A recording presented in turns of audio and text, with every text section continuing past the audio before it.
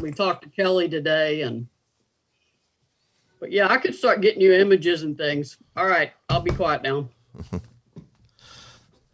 What's up, Facebook? What's up, YouTube? This is the Buck and 2MC, Alexis Hornbuckle, legendary Lady Vol, and legendary writer, Maria Cornelius. Enjoy the show.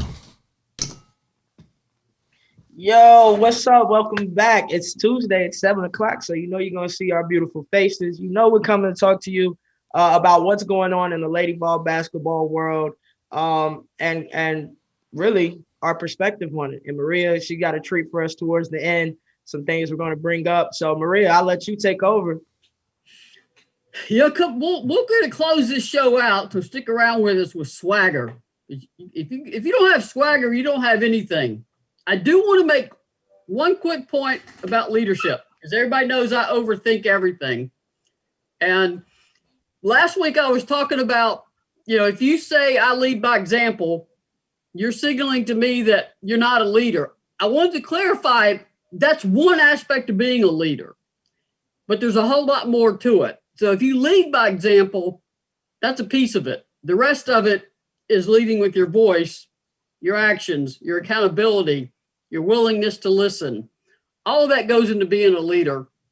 And I want to make sure people don't think I was saying that not leading by example is not leadership, because leading by example is leadership. There. I thought about that all week. I feel better now. I feel like back in Catholic school, went to confession.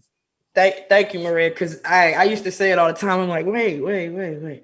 But hey, it can go either way, because the way that you explained it in the show before made perfect sense. It's more about, okay, we see what you're doing. We want to hear what you're doing. We want to feel what you're doing. It's a different type of leadership that you were speaking of. See, I get it. I got you. I can remember Pat saying, I'm looking for leaders on this team. So if we would ask a player, Pat's looking for leaders, can you fill that role? And the answer, if they look down, well, I try to lead by example. I'm like, nope, next. Okay, not that one. Need another one. So you got to do so many things, and it's hard. Lex was a leader, and I haven't found that magazine yet, but I will. That has you on the cover. Yeah, let me know, because I definitely want to see that for sure.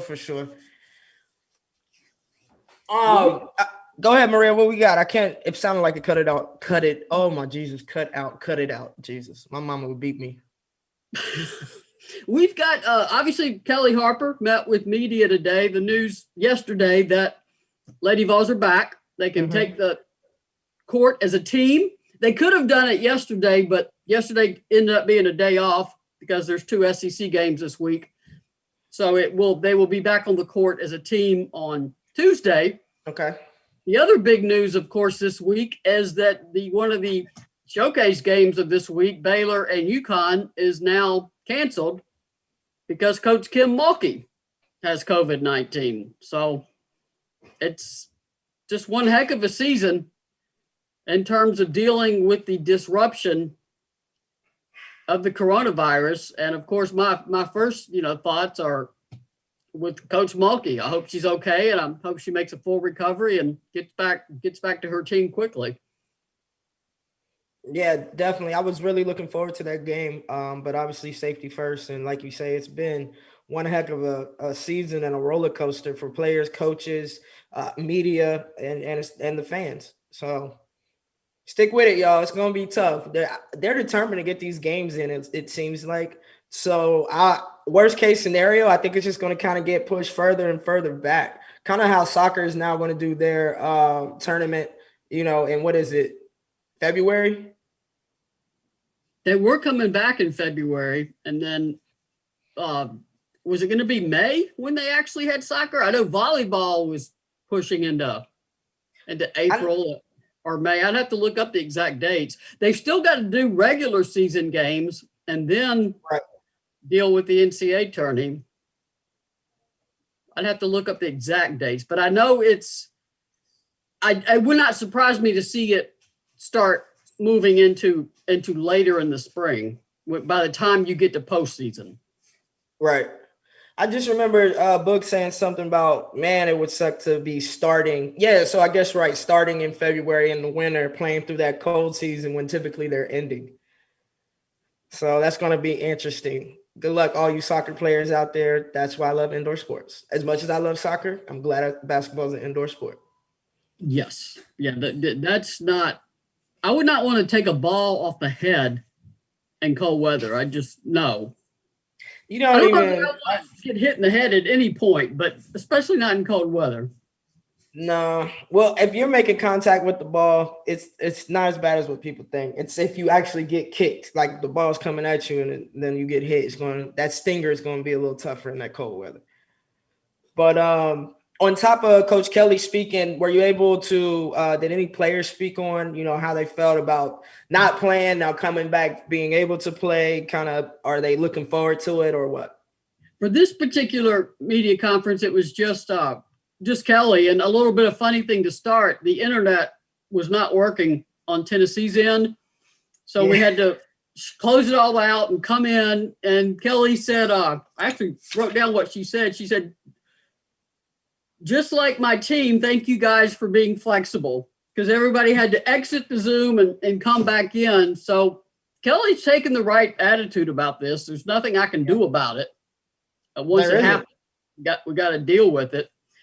The SEC protocols, which I read, I spent an hour reading, as we talked about. If you didn't have that close contact with anybody that tested positive, you still can get on the court, but just in limited settings. So she said the team, we were able to do some workouts, not everybody, not as a full team, but they've stayed as active as they can. Right. But you're also going to play a team, Arkansas, that is coming in here it's already played 2 SEC games. They lost to Kentucky at Lexington. No shame in that. They beat Missouri. Put up 90-something points to 80-something for Missouri. So it was a lot of offense in that game. But you're going to go against a team that's got 2 SEC games under its belt versus Tennessee being off the floor for over 10 days. So it's just going to be an odd season.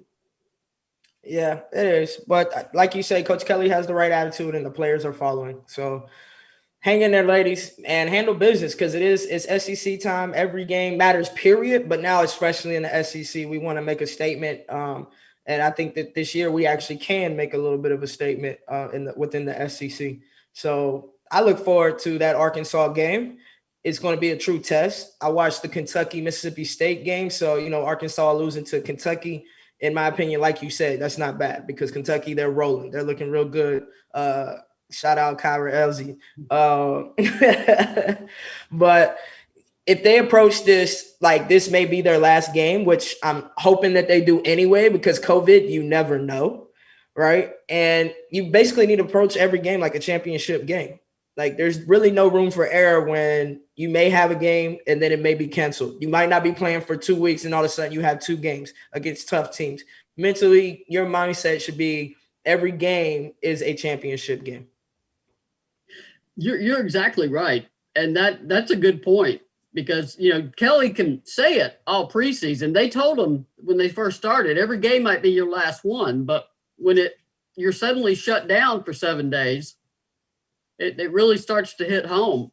I mean, poor Louisville, they can't seem to and it's always on somebody else's end. Louisville lost its game against North Carolina. I think they're playing UT Martin for the second time. It's like, because that's all they can find open. UT Martin is like joined the ACC this year. So shout out to Pat's old alma mater. Because they're going to play That's nice. That's a big accomplishment, actually. You know what I mean? Seriously, it is.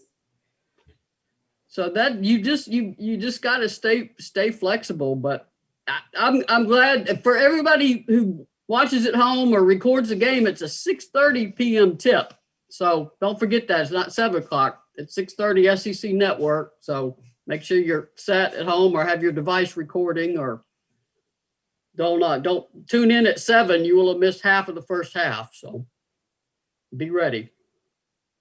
All right. While you guys are putting that into your calendars or your tablets, whatever you're using, 6:30 Thursday versus Arkansas, Billy's going to talk to us about our sponsors. Bobby, oh my God. Bobby, I'm sitting around. Is Billy behind me? No. Now we got to tell everybody who makes this possible. This great show, the best Lady Vol coverage anywhere on the internet, TV, radio. It don't matter. It's made possible by Blue Water Climate Control, and most importantly, Orange Mountain Designs at 329 Gill Street in Alcoa. Terry Holder is a small business owner. They're affected by the COVID, and they're having a lot of specials. What kind of specials are they having, Lex and Maria? Aren't they having some closeouts going on? They are. Maria, go ahead. I know they're doing that winter sale with the outerwear. What else do they have going on? They got every long sleeve shirt on sale right now. They did January boxes. They may have sold out or gotten close to selling out. I know they've offered specials on the Pat Summit calendars, and I can't say enough about those calendars. It's the tremendous photos in them. You can't appreciate that calendar until you open it and see the photos that are, and there's 2 of them because we had so many. You got one there, Lex? I need 20. This was last year's. Okay, I need the 2021. Yeah, but those are nice. It comes with ones right here. Yeah, see, I need that one. So I'm gonna be calling. This is one of my favorites. I don't know, that orange bow tie on Coach Summit, slick. I like that. And another thing about those calendars is it has a theme. So, in 2020, success is always under construction. So every time you flip it, it's a new picture, but it's right there. Which way do I need to go? Okay. Right there. Success is always under construction. And every time I miss coach, I just kind of flip it to the back. Yeah, there's the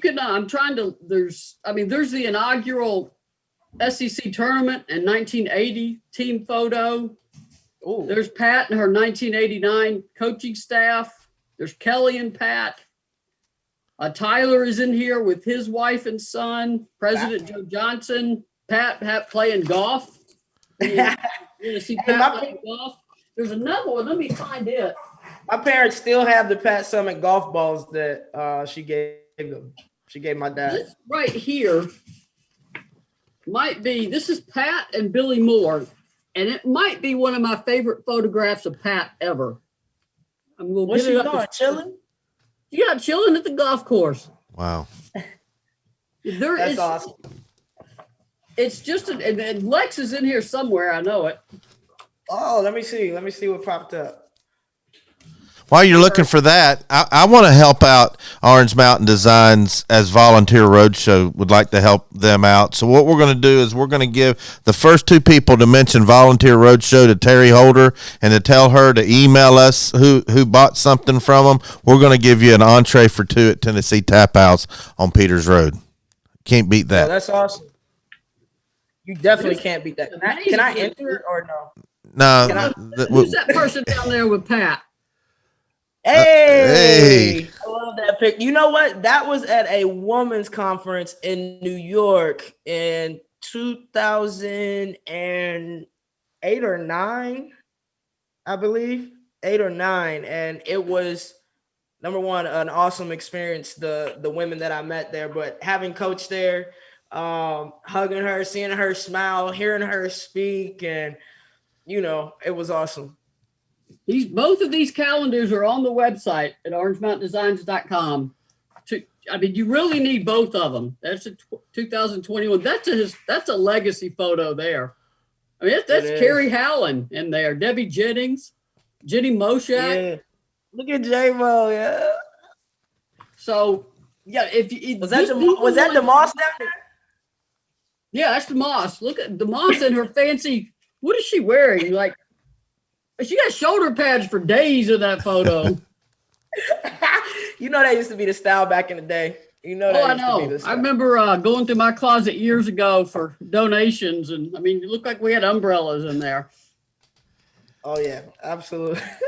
Absolutely. Before we start reading out some comments and giving some shout outs on Facebook and YouTube, I'd like to mention that Blue Water Climate Control is offering a guaranteed heating tune-ups in January and February. No heater repairs through March 31st, or we'll give you 50% discount off the price of the repair. Certain restrictions apply. Book online for a special price, or call 865-299-2290. And I don't know if any of y'all can see the comments rolling in on Facebook or YouTube, but I think it's time to give a shout out to all the people that support us, because without these people in the comments, there wouldn't be a show. Y'all know that's like my favorite thing to do. Shout out to the people, whether you're watching on Twitter, YouTube, Facebook, whether you went to volunteerroadshow.com. Hey, we appreciate you. We love you. Ask questions, interact with us, because we're here for the people. We're here for y'all. We're here for Vol Nation. So GBO, y'all, go Big Orange, in case you didn't know. Courtney Richards wanted to know if we could cancel all of Gino's games so he doesn't pass Pap's record. Unfortunately, that's inevitable that it's going to happen, because I don't think he's retiring, anytime soon. But Tara Vanderveer did it first. So that's all that matters. That's all that matters. It was another woman that did it. It's just not in me. I like Gino. I really do. If I see him anywhere, like at a tournament, you know what I mean? NCAA, after I graduated, I'd speak. I actually partied with UConn after they won. What was that? Renee's senior year, I believe. Mm-hmm. No, junior year or senior year? When was her last one? She was a senior on her last one? I think so, yeah. Yeah. And was she 1 year behind you? Yeah. Okay. So they got it the next year, right? Yes. Okay. Yeah. That Sorry, was sorry, we kept you from getting that. Because I think that was that game in San Antonio? And it was Stanford. I want to say Stanford and UConn, and it was one of the most offensively ugly first halves I think I've ever watched in my life. And it was San Antonio. It was. What we got on YouTube though? YouTube's kind of slow, and Courtney said, I was looking at the national stats today, and UT ranks in several defensive categories. Kudos to Coach Harper for holding the players accountable for defense. Pat smiling down. You got to play some defense. You just at Arkansas, if people haven't looked at their stats, they took 34 3 attempts against Missouri, 31 attempts at the free throw line. You don't usually see that. What they do is they either shoot threes or they put it on the floor, drive to the basket, and get fouled. So you can't sit in a zone to pack the paint, right? Because they're going to bomb from the arc. You're going to have to play them straight up man to man. So this is a challenge for Tennessee. So Lex, to play man to man without even looking at a scouting report, what would you tell these kids? How do you play man to man defense? Rely on your natural instinct and your basketball IQ.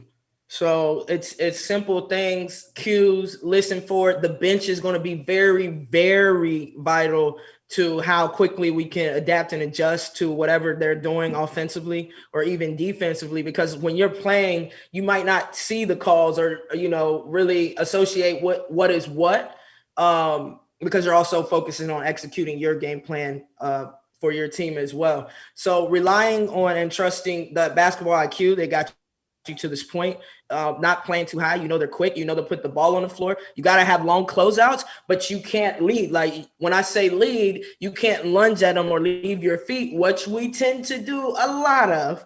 Closeouts are not that good yet. I'm going to try to keep it in a positive manner. We're not that good at closing out on shooters, and the fact that they are good at shooting threes and getting to the basket, you have to close out, chop your feet, low hips, high hands, and disrupt the shooter. You can't run out there with your hands down, hand down, man down. That's automatic.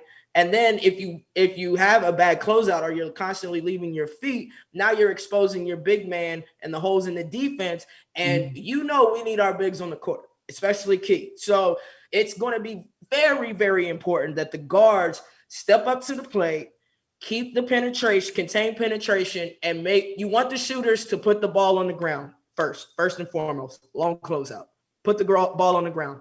Then protect the middle, keep them out of the paint, one-on-one defense, but help defense is probably going to be that ace in the hole. We're going to have to be on our toes on that weak side. You're going to have to be talking and moving. I guarantee it's going to be a lot of mixing and matching and scrambling. And this is going to be a game where you have to literally relinquish all of your ego because people are going to mess up because of the type of game that it is. You don't have enough preparation time, nerves, COVID, all these things that are in the pot of this, of this pandemic era.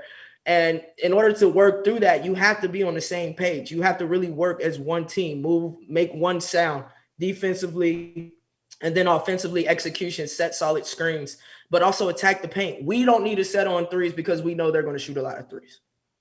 We need to do the game plan of inside and out and take and make your open shots, in my opinion.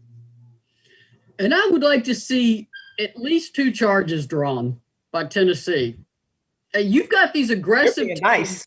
Yeah, You're being nice. And Tennessee doesn't draw charges because the players don't want to draw charges. I'll just be blunt. It's not because they can't. Like Pat, has said, is it that you can't play defense or you won't play defense? Yep. It's a case of you won't take a charge because it's not fun. It probably hurts. That cannot be a pleasant experience. Depends on how you take it. Depends on, my brother's coach in high school. I was watching their practice. I just a gym rat. So I was watching their practice and he was teaching them as soon as you feel a touch of their shoulder, that's when you go. So you don't take the entire impact of it. Let me tell you what happened. I took the entire impact and got a couple concussions doing that. So if you know how to take a charge, you're okay. And how to fall, you're okay. Don't try to catch yourself with your wrist, with your hands.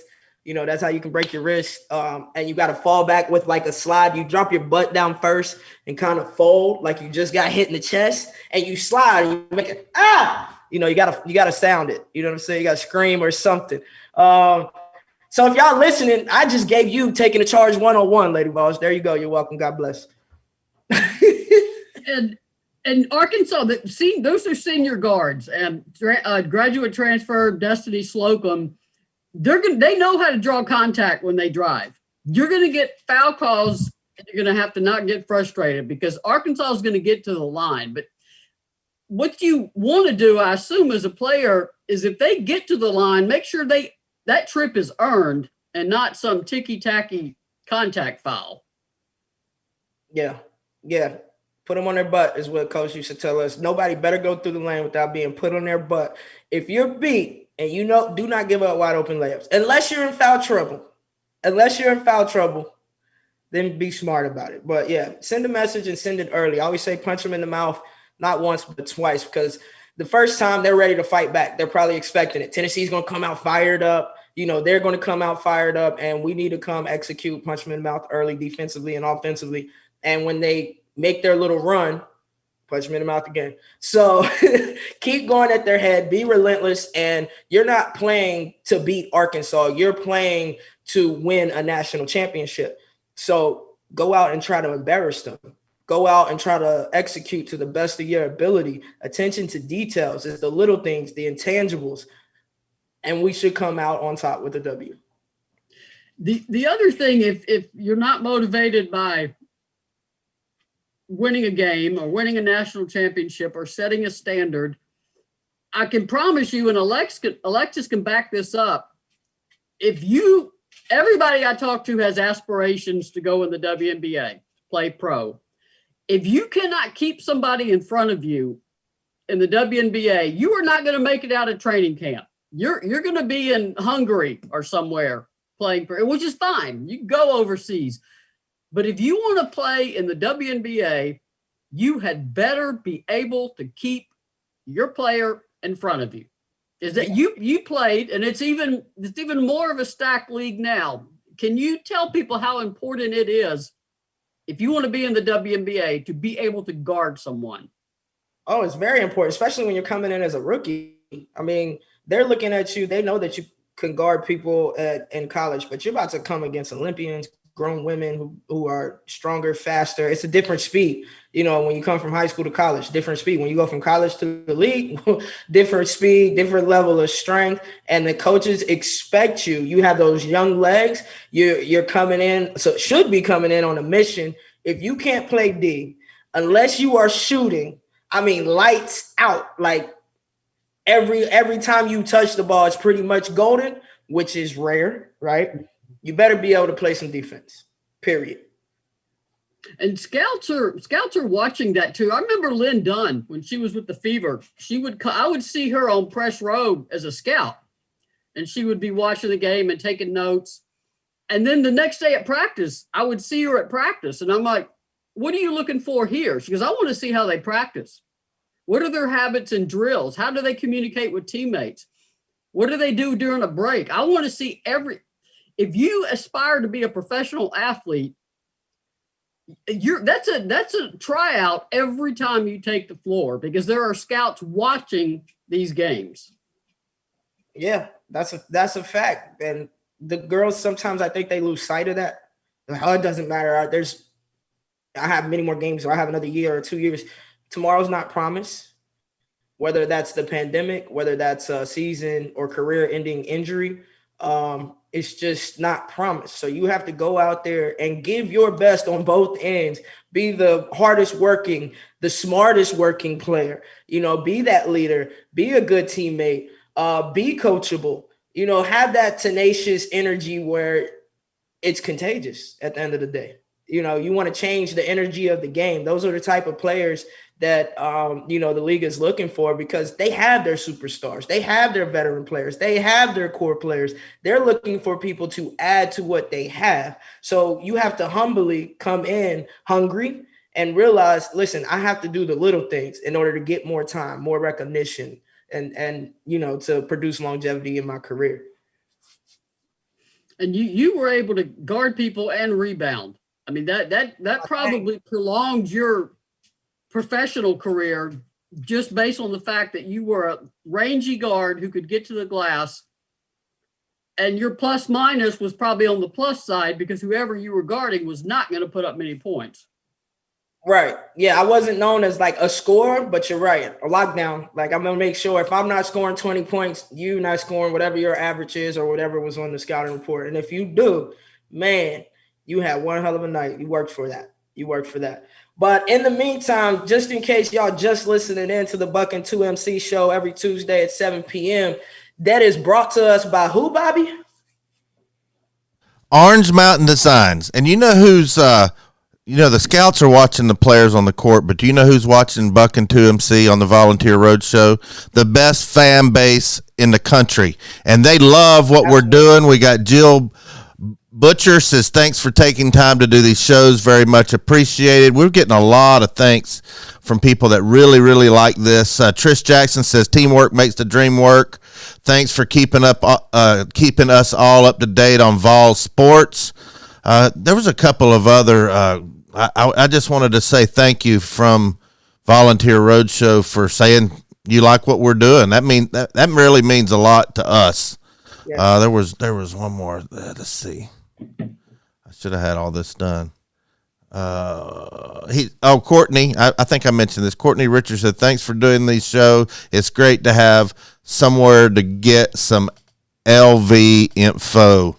And brought to you by Orange Mountain Designs in Alcoa, 329 Gill Street. Terry Holder, go check them out. First two people to say they came and bought something from Volunteer Roadshow, I'm going to give you an entree for two at Tennessee Tap House on Peters Road. Let me tell you something. This isn't Chili's or Applebee's where they got a few beers in the bar. They got like 100 of all these specialty brews, and they're all great.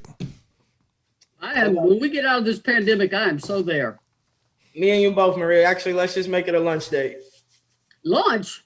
Happy hour? Happy hour? Yeah. Well, unless it's lunch. I mean, I would have a beer at lunch depending on my schedule, as long as I don't have to coach kids, anytime soon. If it's a Saturday or Sunday, I'm good, but not on a weekday lunch. I got to get back to work. We'll hit happy hour one time once this pandemic is settled down a little more and we can get out the house. But I want to thank Bobby too, who I will forever call Billy now, because it was his idea to add Lady Vols, and he reached out to me and he was talking to Lex and he said, the Volunteer Roadshow needs Lady Vols. Like we were talking on the collective yesterday, we were paralleling Volunteer Roadshow's evolution with Collective Unfiltered with Alexis. you can't have UT athletics without Lady Vols.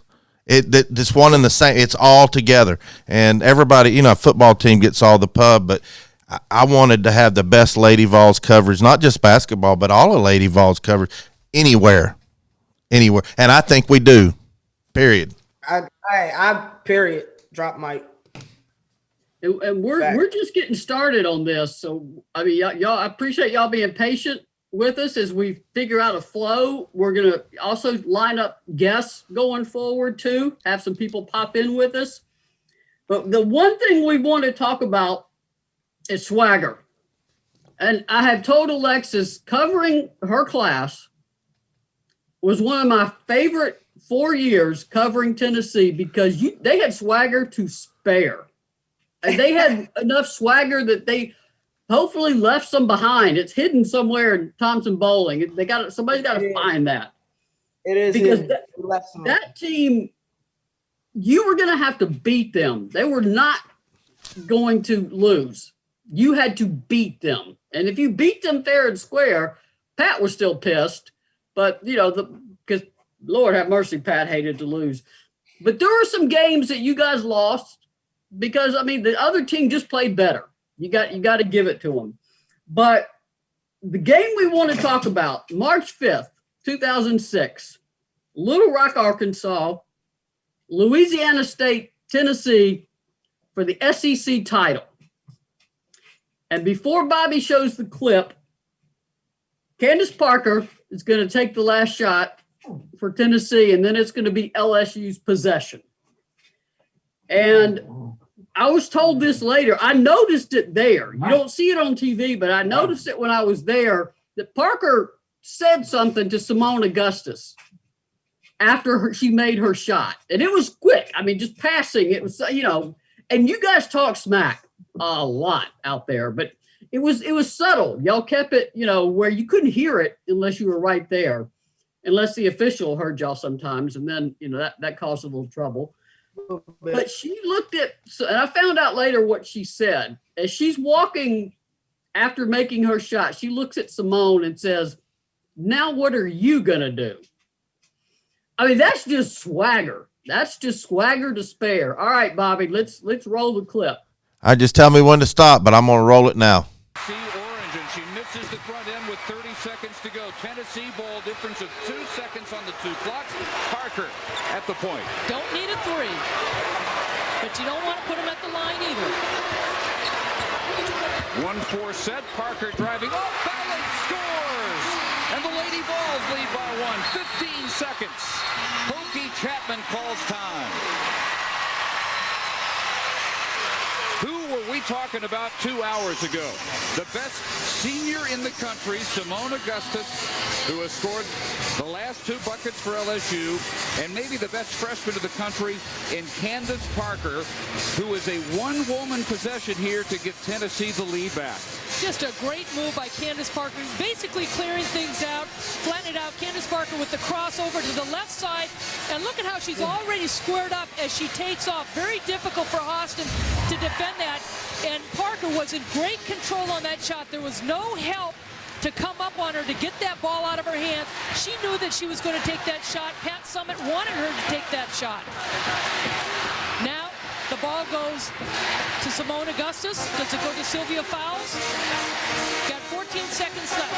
You don't want to take too much time off the clock where you don't have an opportunity to rebound it, but you also don't want to give the opponent a chance to come down and get an easy basket either. Second year in a row, these two decide the SEC tournament. This is either going to be a drive by Simone Augustus once they get the ball in her hands, or look for it to get the pass to Sylvia Fowles inside. And Tennessee's not afraid to foul and put LSU on the line. They don't need to put them on the line. They don't want to put them on the line right now because they don't need for them to tie the score up.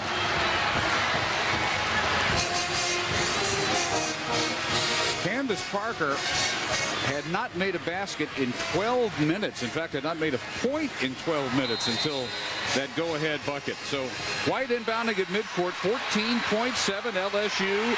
Down one as it comes into Augustus. She is guarded by Anasicki. Pulls up, fires, back rim. And Asicki the rebound to Spencer, and she's fouled with 5.4. All right, Bobby, we can stop it. That was the ball game. There was confusion. 63-62. A huge shout out to Nikki for the defense, rebounding, getting the ball to Sydney without traveling. Because if she sits down in that time, that's a travel and LSU ball again. But that is swagger. That energy and that swagger, that is Lady Vols basketball. For anybody who hasn't seen that game, you should watch it all the way through. Lexus, what was it like for you watching it again? I'll put in the chat. This brings back memories, man. This is awesome. Unfortunately for me, I literally watched this game. I had a broken wrist at the time, but I remember I was jumping up a lot on the bench, on the end of the bench. Had to be mindful of the cast or whatnot, but it was so electric in the arena. Number one, the noise, you can hear it in there. So actually playing, it's like the fans drown you out. And for us, it's all Tennessee. You look around, it's a sea of orange and little spots of purple and gold. And I just remember we were so determined not to lose. Like you said, Maria, whoever we were playing against, they were going to have to bring their A game. They were going to have to beat us. We weren't going to just give away games.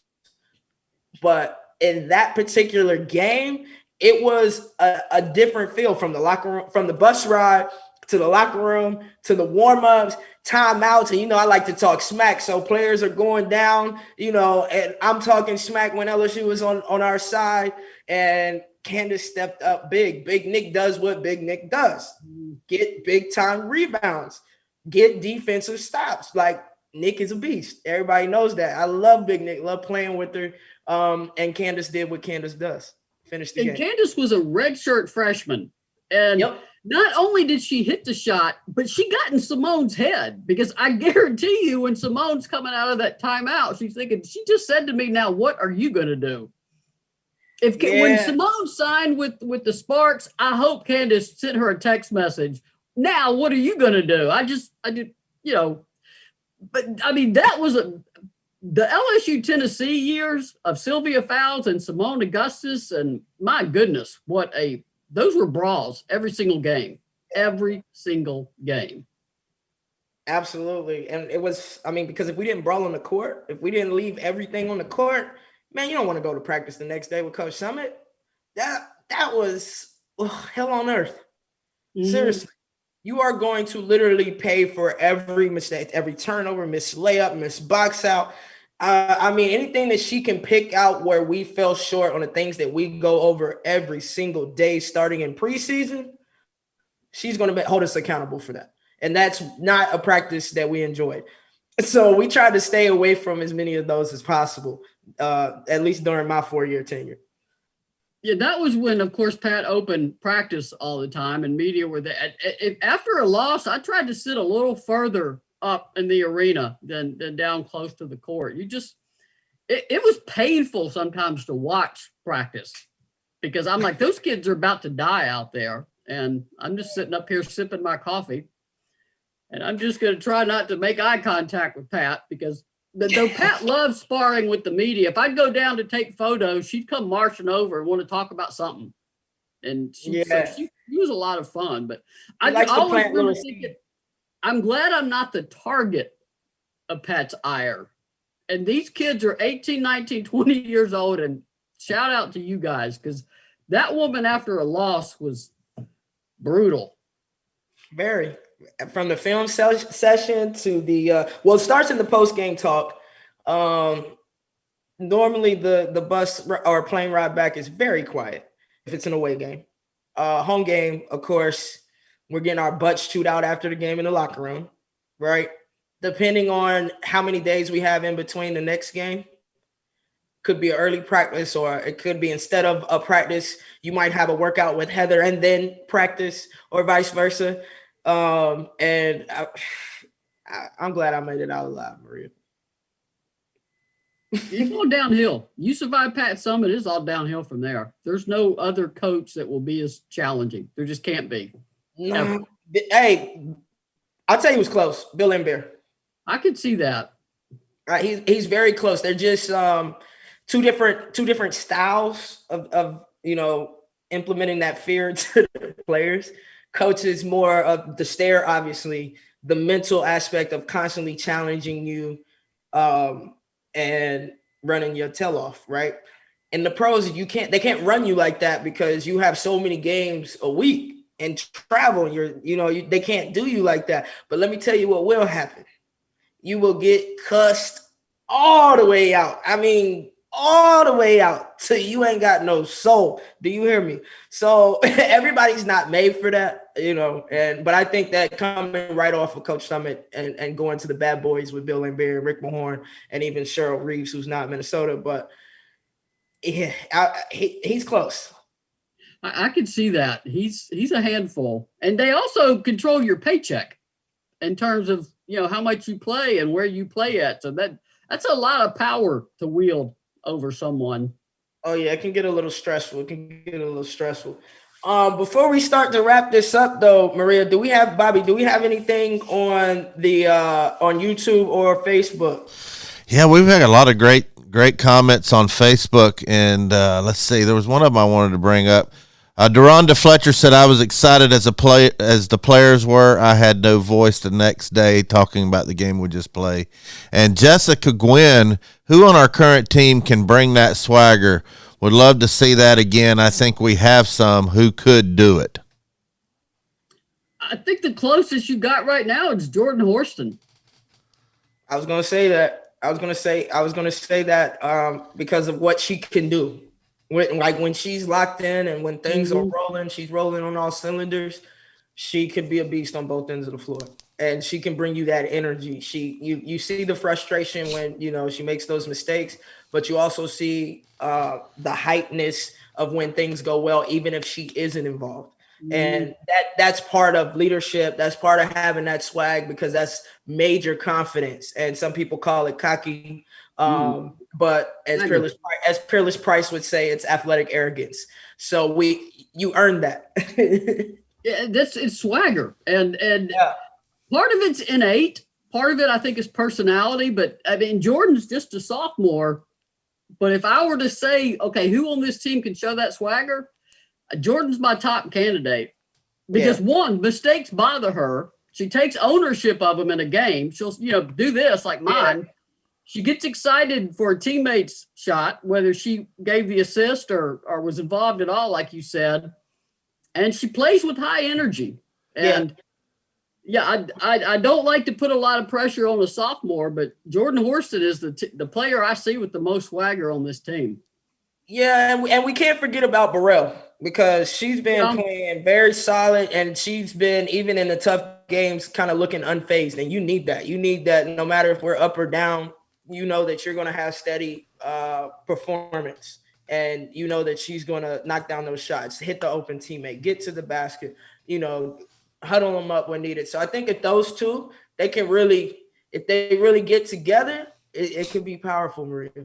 That's a good point about Ray, because she plays aggressively. They've never had to start her motor. As Pat said, I'm not going to start your engine. Ray will start her own engine. She doesn't need you to get her cranked up. And she's a junior now too, so that helps. So I like to see players like that play with emotion, and Ray will put the ball on the floor and attack you. And that's what you need from that position, because she can also shoot. She's a dual threat with the ball in her hand. Absolutely. I want to ask you a question, Maria. When it comes to this current team now and our team, during any one of our teams from 04 to 08, what similarities do you see? Because it's easy to point out what they're missing, what they're lacking, or what they could do better. But even if it's just a little bit, what similarities do you see? The similarities I see is that they understand what the expectations are here. And that's part of why they came to Tennessee. Where the similarities end is they're not quite sure how to get there. Yeah. And that will require some more swagger, some more senior leadership, some more players that have been there. Right. Because one thing Kelly has said about recruiting is I'm recruiting players who win in high school. Because when you win at that, it tends to follow you, that learning how to win. Now, that doesn't mean if you play on a high school team that doesn't have that much in way of teammates, she's not going to eliminate you because you're at the mercy of whatever teammates you have. But she's going to look at your summer work too, your summer teams. Are those teams winning? What are you doing to help those teams? So the swagger is not at the level that it needs to be. And that's just an innate belief in yourself that you can get it done. You guys had, like I said, swag. You guys were unusual. Even Dean Lockwood has said that was an unusual class. Those were unusual teams. You get those teams like once in a decade. Right. They're just so unusual in how driven you guys were. You also defied Pat in that you could turn it on and off.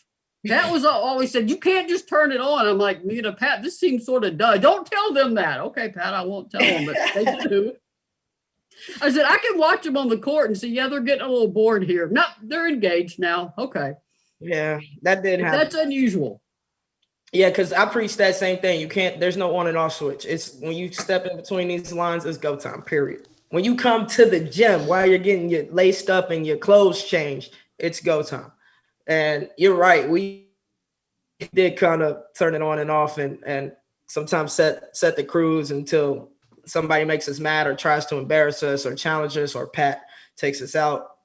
There's many factors that triggered us to say, all right, let's go. Oh, hey, Kat. That was Kat. That was Lopi. But in terms of similarities, I think they understand what it means, most of them, to wear orange. And I think they have a desire to win. They want to win. They're just figuring out how. Yeah.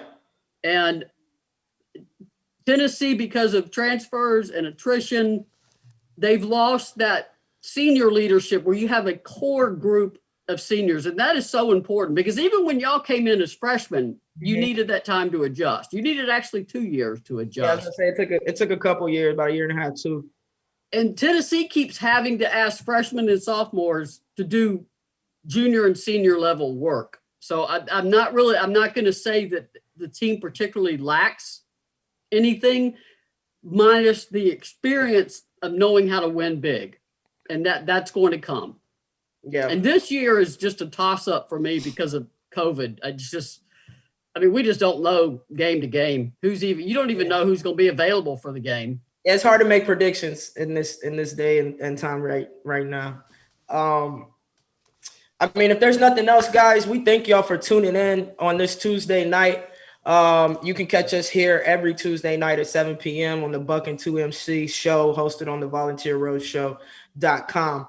You can also, now we are live on Anchor and Spotify. The links are in the description. Make sure y'all go listen to that, check that out. And we got some coming soon things.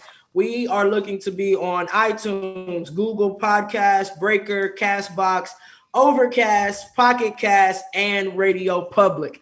So keep tuning in. This thing is growing. Behind the scenes, Bobby's doing everything. Bobby and Billy are doing everything underneath the sun to make sure that this is a flourishing platform for people who are sports casting and already established to just starting out. So if you're interested, holler at us. There's more to come. I know go ahead, Bobby, go ahead. There's one special announcement I didn't even tell you guys, but we're starting to have some exclusive content on volunteerroadshow.com.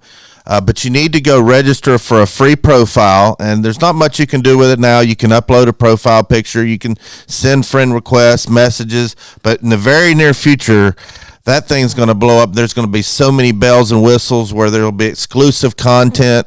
We may have exclusive Lady Vol content on there. We're going to have a lot of exclusive things, prizes and things like that. So go ahead and go to volunteerroadshow.com right now and join. It's a free. At the top it says register. Put in your email address. Come up with a password you can remember, and check that out. And like Lex said, the podcast, I'm working on that. I finally got all our regular shows are going to have their own unique podcast, and we've got the Collective Unfiltered got their own unique. Buck and 2MC, the Cold World podcast, which I'm going to produce that show right after y'all go off of this show. So I'm burning the midnight oil. And we all are. We're all doing our part, and we're making this the best we can for you, the fans. And we appreciate the support. Absolutely. So until next time, we shall see y'all later. Make sure y'all go visit Terry Holder at Orange Mountain Designs. Mention Volunteer Roadshow. Get those tickets for two for a nice little meal and dining and a couple beers if you so choose, right? Because it's Tennessee Tap House, so it makes sense. You got to try their taps. Make sure y'all check that out, and we thank y'all for listening. Until next time, we love you. Go